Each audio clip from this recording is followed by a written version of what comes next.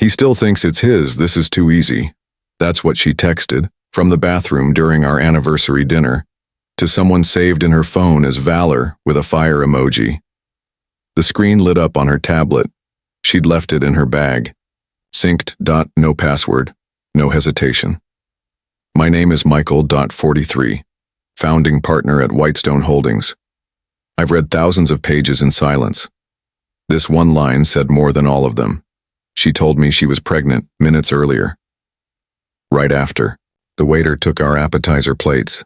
She reached for her wine, then paused. I have news. I looked at her. I'm pregnant, she said, and smiled like she already knew how I'd react. I didn't smile back, didn't ask anything. I raised my glass. To whatever comes next. She touched her stomach, called it unexpected but beautiful, then excused herself. The moment she was gone, her bag shifted. The screen came on. One message. Just enough to see. He still thinks it's his, this is too easy. I didn't move. Didn't pick up the tablet. Didn't blink for a while. Just sat there, elbows on the table, fingers curled, breath held. She came back glowing.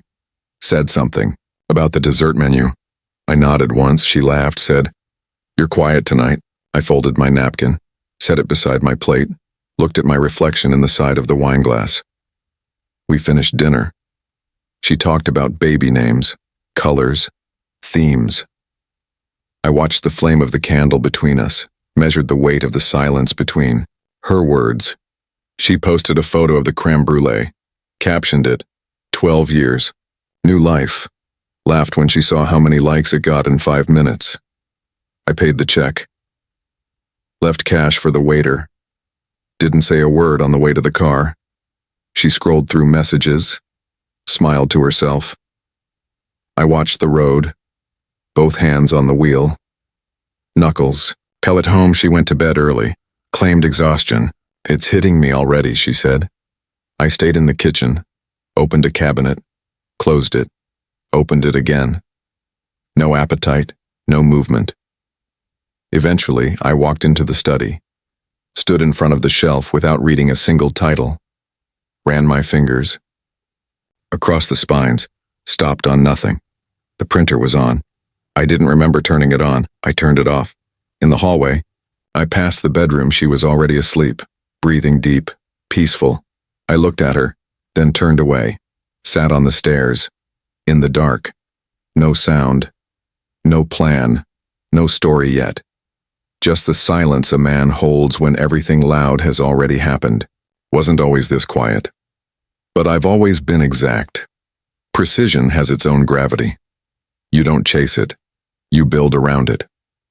I met Lila at a conference in Austin. She was running content for a wellness brand.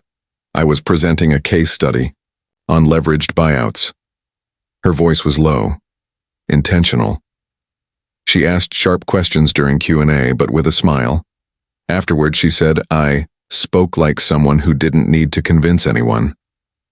I said that was the point. She laughed. It wasn't the last time. We met for drinks that night, coffee the next morning. A month later, she had a key to my place. 6 months in, we shared a lease. 10 months in, a joint account. At 12, we got married in a courthouse. No guests. No vows. Just signatures and silence. We liked it that way. Lila wasn't dramatic. She didn't pick fights. She adjusted, smiled, floated in and out of rooms with ease. She used to film videos for boutique brands, clean aesthetics, neutral tones. Then, she turned the camera on herself. Short monologues, wellness quotes, voiceover over slow-motion coffee. I never followed her online, but I knew when a post did well, she'd be lighter at dinner. People don't follow perfection, she said. Once they follow transformation. She got her first sponsor after 9 months. By the second year, she had an agent. Brand deals, retreats, speaking gigs. Her content evolved. Less yoga, more mindset. Less serenity, more strategy. I assumed it was a trend, something she'd cycle through. She wasn't careless, just curated. She never asked for much. Not directly. She had a way of making things seem like they were already decided. Built the firm with 2 partners. Ethan was the senior one, 17 years older than me, former Navy, widowed early, still wore his ring. He said my marriage reminded him of his, back when things still had edges. We shared a rhythm, unspoken trust, cold reads, no wasted movement. When I got promoted to managing partner, he didn't shake my hand, just slid over a bottle of Glenrothes and said, "Don't lose your footing." Sometimes he'd ask if things at home were steady. I never gave him much. She's focused. I'm working. We're aligned. It was always true enough. Lila wanted kids early on, but I pushed it. I wanted structure. I wanted time. She agreed. She always agreed.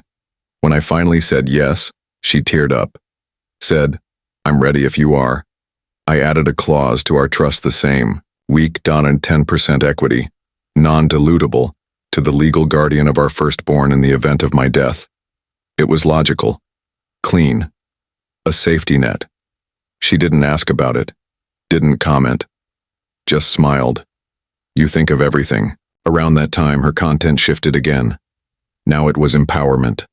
Subtle jabs at gender roles. Captions like, "Control isn't loud, it's consistent. Soft power outlasts brute force." I laughed once. Said, "Is that about me?" She smiled. "If it were, you'd already know." There were long weekends away, brand retreats, panels, collaborations, always on short notice, always with someone new managing her calendar. She stopped calling them followers, started calling them my audience. I didn't mind. Once, she left her phone on the kitchen counter. Message popped up. Valor Preview said, "You want to review the script one more time before launch?" I asked. She laughed. "He's 25 and edits video in his bedroom. Relax. He's harmless." I said okay, didn't press. She came over, kissed my cheek and said, "Don't worry, I wouldn't trade up." I think I smiled. I'm not sure I meant it. I kept working, she kept filming. From the outside, we were stable, productive, curated. We showed up to dinners, smiled in photos, made the right kind of silence. No one asked questions. No one had a reason to, but now, looking back, I remember the night she went to bed early but posted a video 2 hours later. Different outfit, different room. I remember how her phone was always face down, but her expression never changed when it lit up. I remember that week she cried after a brand pulled out, and I offered to bridge the contract through the firm, and she said no, fast. Too fast. But most of all, I remember one line she repeated often in interviews, panels, even to friends over wine. "Never underestimate the man who stays quiet." She said it like praise. But now I wonder if it was a warning. After the dinner, I didn't bring it up. Not the message, not the tone, not the eyes she made when she said it. None of it. And she didn't either. There was no follow-up, no nervous checking to see if I believed her. She assumed I had, which told me everything. We slid into a new rhythm, one I didn't recognize, but didn't resist. Sometimes silence is the only way to measure distance. She sent me ultrasound images over email. Subject line, "First heartbeat." I opened the file, closed it, didn't reply. She posted one of the images that afternoon, captioned, He cried when he heard it." Dozens of comments. "She's glowing. You two are goals. Fatherhood looks good on him." One comment from Valor just said, "He has no idea." She left it there. At work, I was slipping, not in performance, in presence. People asked if I was sleeping enough. I said I was fine. Ethan said nothing, but slid me a folder with 2 mistakes in it. That was his way of checking. I corrected them, didn't explain. At home, she began ordering cribs, frames, personalized decor. Boxes arrived daily. She'd unwrap them. With ceremony, film the process, edit it into reels. I watched her record herself saying, "He's been so involved." Couldn't ask for more. I was in the background, off focus, adjusting a chair. She didn't ask me to speak. I didn't offer. She posted it the next day. Tagged me. Captioned, Every child deserves this kind of father. I didn't react. She unfollowed me 2 days later, said it was for algorithm clarity.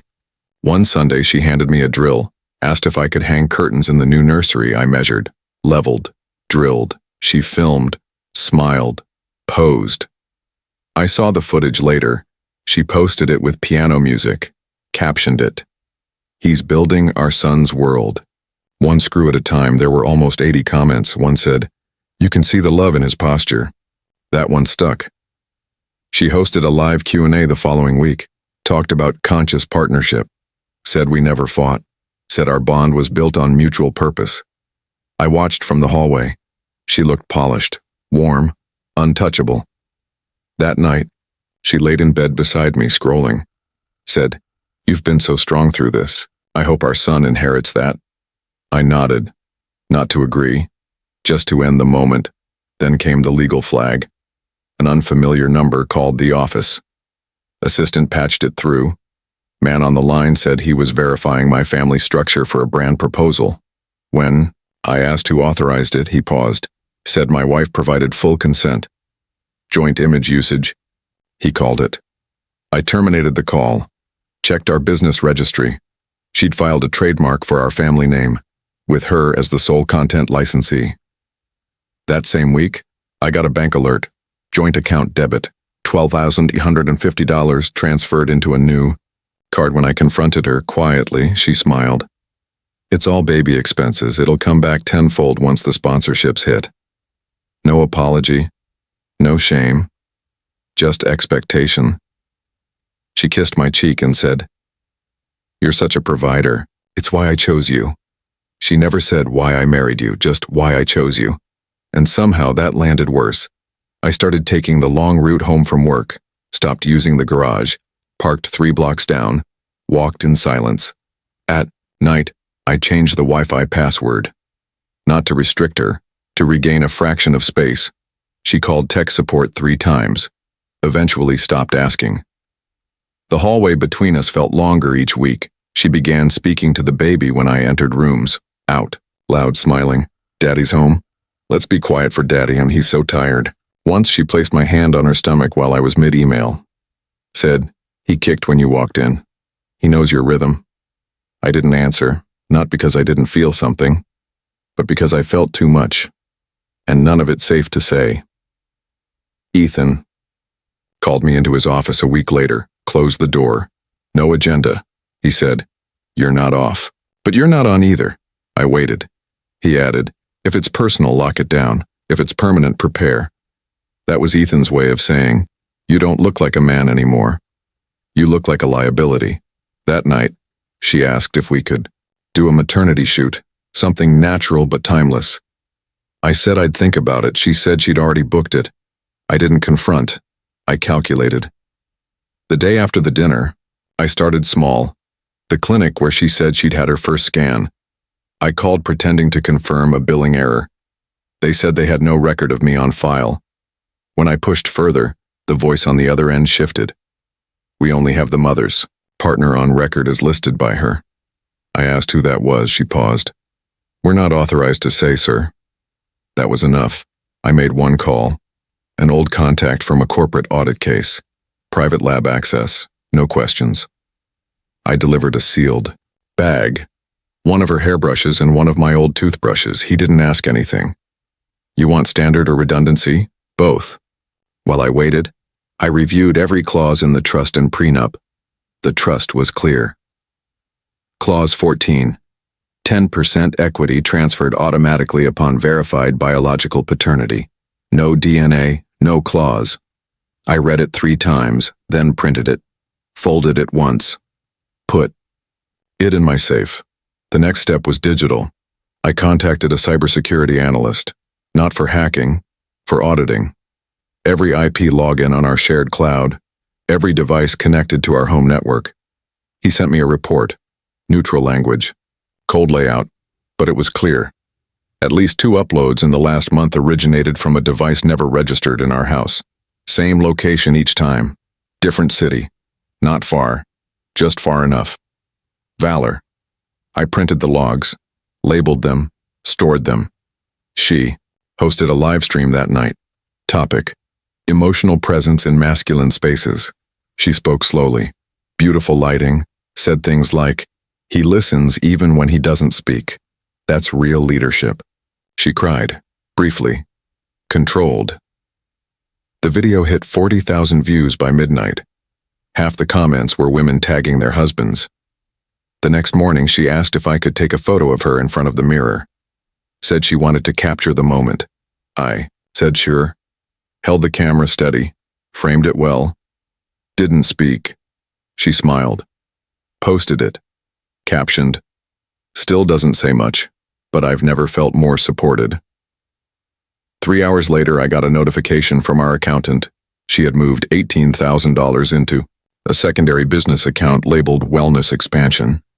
I requested a freeze on discretionary transfers. She got the alert. That evening, she stood in the doorway of my office. "If you needed something, you could have just asked." I looked up, didn't answer. She didn't push. She never did. That night, the test results arrived. Courier delivery. Sealed. Signed. I placed the envelope on the desk. Didn't open it right away. Just sat. Hands still. Phone off. Then I opened it. 2 pages. Summary at the top. Simple words. No biological relationship detected. I closed the file, filed it next to the trust document, then called my attorney. We met the next day. "This is clean," he said. "You're not the father. That's the base. But everything else is built on what you want to do with it." I asked him for options. Legal. Strategic. Quiet. He asked, "Do you want to go public?" I said no. "Do you want revenge?" I said nothing.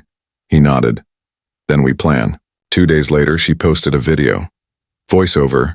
Her smiling at the camera, my arm around her. "We don't always say the right things, but our child will know they were made in love." That clip was from the maternity shoot I never agreed to. She'd posted it without tagging me, but the message was clear. She'd built a story, and now it was growing. The next week, she filed an early guardianship petition, claimed projected paternity, used our wedding photo as supporting context, cited nonverbal support and preparation as evidence. The motion triggered a clause in our homeownership agreement. If the child was legally recognized before birth, she could claim primary residency rights if I vacated for more than 30 days. She hadn't moved out. She was planting flags. I found one more thing. In our home printer's memory, a draft letter to a luxury baby brand. It pitched a collaboration. Included a quote. My quote. Falsified. "I've never felt more grounded. I've never felt more necessary. Michael, expectant father." She signed it on my behalf. Typed, formatted in our firm's font. I printed it again, handed it to my lawyer. He raised one eyebrow. "She's accelerating." I said, "She thinks I'm still frozen." That night I sat in the driveway, engine running, no music.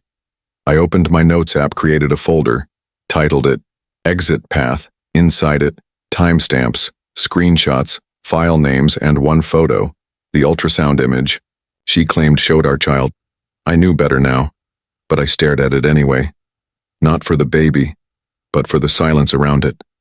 The silence I'd carried. The silence she thought was submission. She was wrong. It was strategy. I didn't confront her. I didn't post. I didn't threaten. I just sent 2 envelopes, standard mail, no signature required. The first went to an address I'd found tucked in the background of a photo she once posted. Zoomed in on a label, cross-referenced it with public records, 1-bedroom rental. Paid monthly. Renter listed as Valon Reese, also known as Valor. Inside the envelope, a certified copy of the DNA results, a screenshot of her message from the restaurant bathroom, an annotated timeline with call logs and location data, a copy of Clause 14 and highlighted, and one handwritten line at the bottom. "You're listed as the emergency contact. Might want to understand what that means." No signature, no return address. The second envelope was easier. His wife still had her maiden name on LinkedIn. The billing address matched an order from a maternity boutique. one she'd tagged months ago. Same contents, different recipient. Didn't check if it was opened, didn't track the fallout, didn't need to. 3 days later, Lila lost 3 sponsors. The wellness tea disappeared from her bio. Then the sleepwear brand archived all posts with her image. Then the parenting podcast deleted their interview. She posted a vague message on her story. Sometimes partnerships. And quietly. Growth continues anyway. But her voice cracked on camera. A few hours later, the comments started shifting. Not aggressive, not loud, just sharp. Is this still your truth? Are you going to explain the Valor post? You said, he cried. Did he? She didn't respond. She posted a reel 2 days later. Soft lighting, barefoot in the hallway. Captioned, protect your peace, even when others try to poison it. The comment section turned off 12 hours later. I filed my own legal motion. That week. Quietly. Motion to halt paternity registration. Motion to freeze trust equity transfer pending. Review motion to vacate shared content usage under misrepresentation. All 3 approved. Stamped. Filed. My attorney asked if I wanted to issue a public clarification. I said no. He said, you could bury her. I said, then I won't. She posted, less. Stopped tagging me in throwbacks. Deleted most of the pregnancy content. Then she went live. Her tone was tired. Lighting wasn't right. Eyes didn't track the camera. She said, pregnancy changes everything. Even people. Said I had become distant. Said she respected my journey. Said I hadn't been myself. She cried, not performatively, not for likes. For real. People commented. Some believed her. Some didn't. One asked where I was. She said, some men can't handle transformation. I didn't respond, didn't post, didn't defend, I didn't need to. That week, the court accepted our full trust freeze request. Clause 14 was suspended. No transfer, no payout. She wouldn't be able to claim any equity based on paternity, unless proven, and now it was disproven. I came home late that night. She was in the kitchen, lights low, phone in hand. She didn't speak. Neither did I. The next morning, she was gone. No note. No bag packed. Just gone. 1 day later, I received an email from Valor, short 3 sentences, you win. I didn't know. She said it was all handled, my wife staying with her sister. No apology, just confirmation. I deleted it. Blocked the address. The silence felt cleaner than revenge. A week before the due date, I received a final call from Lila. She asked if I wanted to say something to the child. Something she could write down to explain later. I waited 10 seconds, then said, tell him the truth, that I walked away because I wouldn't lie to a child. She was quiet, then said, you could have destroyed everything. I said, I didn't need to. You did it yourself. She said, why not finish it?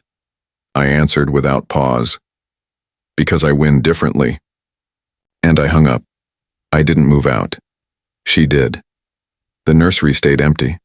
The crib sat untouched for 2 weeks, then disappeared. I didn't ask who picked it up. I left the decals on the wall, miles, in cursive vinyl. Eventually, the edges started curling.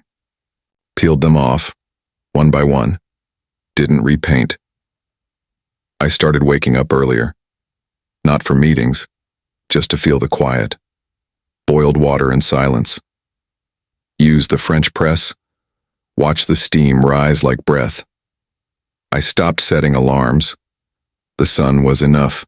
Some days I went to the office, some days I worked from the kitchen. No more calendar blocks labeled family time. No more scheduled photos. No more staged affection. The hallway felt longer but cleaner. One afternoon I walked past the guest room, still smelled faintly of lavender. I opened the closet, found a shoebox. Inside, 4 positive pregnancy tests. Dated. Labeled. Arranged like trophies. I didn't throw them away, just put the lid back on. Slid it behind the luggage. Ethan stopped by the office, brought coffee. Didn't ask anything. He watched me update the equity ledger by hand. Old school. He said said. I said, I like paper again. He studied me for a second. You look quieter, but heavier. I didn't answer. He nodded once. That was enough. I cleared out my inbox, archived 3 years of photos, deleted 36 emails I never opened. I removed her as emergency contact, updated my healthcare directive, signed the new trust protocol. No clause 14 this time. I didn't change the locks, but I started locking them at night. I bought new towels, new sheets, neutral colors, the kind you don't notice until they're missing. On Sunday mornings, I took longer showers. Let the water run past time, no one waiting, no one knocking. I washed the mugs we bought in Santa Barbara. Hers said breathe. Mine said anchor. I kept mine. Donated hers. I stopped checking her page. Didn't Google her. Didn't listen when someone tried to bring her up. The world was moving on, so was I. I reconnected with a former mentor, played 3 games of chess in one afternoon. Lost 2. He said, you hold back when you're ahead. I said, it's not about winning fast. He smiled. Good. That's the long game. One night I was going through old files, found the envelope. The test results, still sealed from the lawyer's second copy. Didn't open it, just sat with it in my lap. Not because I doubted the result, but because the weight was heavier than the truth. Eventually I placed it in a small box, along with a USB drive, 2 documents, and a photo from that dinner night. Labeled. The box settled, drove it to a storage unit, paid the full year in advance, locked it, walked away, stopped for coffee on the way back. Line was short, barista was new. Name for the order? I hesitated, then said, just write M. She smiled. Mystery? I smiled back. More like memory. I sat by the window. Small table, single chair. No music, no distraction. Just morning light on old wood. I didn't post about it, didn't tag the location, didn't write a quote, just drank my coffee. Watched people walk past. One father carried a toddler on his shoulders. The boy was laughing. The father wasn't performing. He was just there. I nodded once, not to them, to the silence, to what stayed, to what didn't. She wanted a name for her child. I gave her mine and took it back quietly. The gentleman's revenge isn't loud, but it's always personal. If this felt personal, make it personal. Subscribe now, and don't miss tomorrow's story.